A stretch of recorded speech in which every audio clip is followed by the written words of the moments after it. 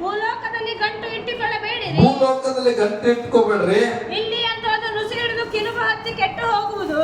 ಇಲ್ಲಿ ಅಂತೂ ಅದು ನುಸಿ ಹಿಡಿದು ಕಿಲುಬು ಹತ್ತಿ ಕೆಟ್ಟು ಹೋಗುವುದು. ಇಲ್ಲಿ ಕಳ್ಳರು ಕನ್ನ ಕೊರೆದು ಕದಿಯುವರು. ಆದರೆ ಪರಲೋಕದ ಗಂಟು ಮಾಡಿ ಇಟ್ಟುಕೊಳ್ಳಿರಿ. ಅದು ಅಲ್ಲಿ ನುಸಿ ಹಿಡಿದು ಕಿಲುಬು ಹತ್ತಿ ಕೆಟ್ಟು ಹೋಗುವುದಿಲ್ಲ. ಅಲ್ಲಿ ಕಳ್ಳರು ಕನ್ನ ಕೊರೆಯುವುದೂ ಇಲ್ಲ, ಕದಿಯುವರೂ ಇಲ್ಲ.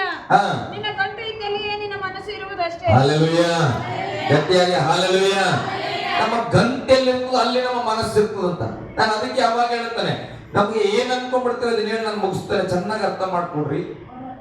ನಾವು ಈ ಬದುಕ್ತಾ ಇರತಕ್ಕಂಥ ಜೀವಿತವನ್ನ ಹೆಚ್ಚಾಗಿ ಪ್ರೀತಿ ಮಾಡ್ತೇವೆ. ಹಲ್ಲೆಲೂಯಾ.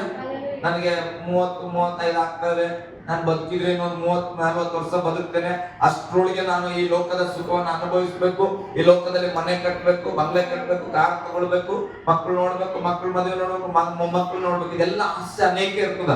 ಇದು ಇಲ್ಲ ಅಂತ ನಾನು ಹೇಳ್ತಿಲ್ಲ, ಇಟ್ಕೋಬೇಕು. ಹಲ್ಲೆಲೂಯಾ.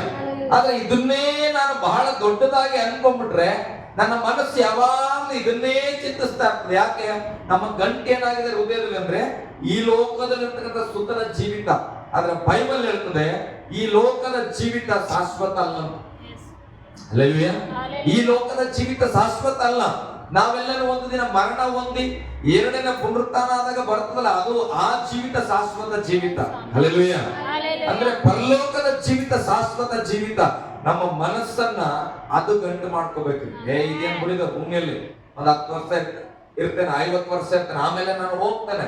ಹೋದಾಗ ನನಗೆ ಶಾಶ್ವತವಾಗಿರೋ ಪರಲೋಕದಲ್ಲಿ ನನಗೊಂದು ದೊಡ್ಡ ಗಂಟು ಇರ್ಬೇಕು. ಹಲ್ಲೆಲೂಯಾ. ಏನಿರ್ಬೇಕ್ರಿ? ಅಲ್ಲಿ ದೊಡ್ಡ ಗಂಟು ಇರ್ಬೇಕು. ಬೈಬಲ್ ಹೇಳ್ತದೆ ಅವರವರ ಕೃತ್ಯಕ್ಕೆ ತಕ್ಕ ಹಾಗೆ ಪ್ರತಿಫಲ ಉಂಟಂತ.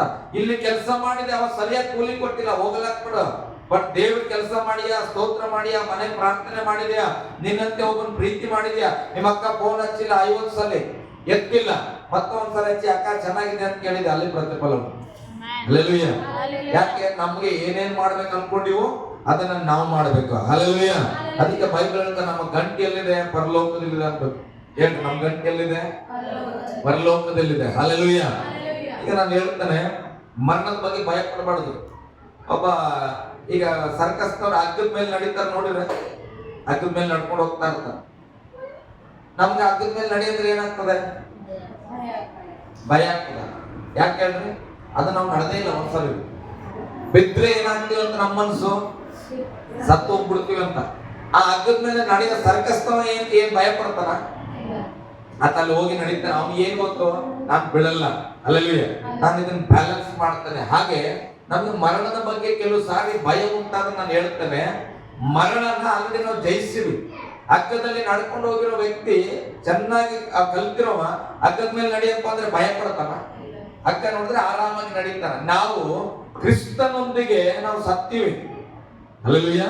ಕ್ರಿಸ್ತನೊಂದಿಗೆ ಏನಾಗಿವಿ? ಗಟ್ಟಿಯಾಗಿ ಹೇಳ್ರಿ. ಕ್ರಿಸ್ತನೊಂದಿಗೆ ನಾವು ಸತ್ತು ಉಣಲ್ಪಟ್ಟಿದ್ದೇವೆ.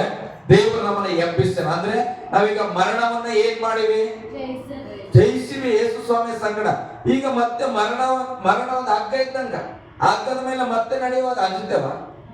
ಹಲ್ಲೆಲೂಯಾ. ಹೇಳ್ಬೇಕು, ಹಗ್ಗವೇ ನೀನ್ ಹೆಂಗಾರ ಅಲ್ಲಾಡು, ನಾನು ಏನಾಗಿದ್ದೇನೆ? ನಡೆದು ಪ್ರಾಕ್ಟೀಸ್ ಆಗಿದ್ದೇನೆ, ನೀನನ್ನು ಜಯಿಸಿದ್ದೇನೆ ಅಂತೇಳಿ ನಡ್ಕೊಂಡು ಹೋಗ್ತಾ ಇರ್ಬೇಕು. ಹಲ್ಲೆಲೂಯಾ. ಕ್ರಿಸ್ತನ ಜೀವಿತದಲ್ಲಿ ಭಯ ಪಡಬಾರ್ದು. ಹೇಳು, ಭಯ ಪಡಬಾರ್ದು.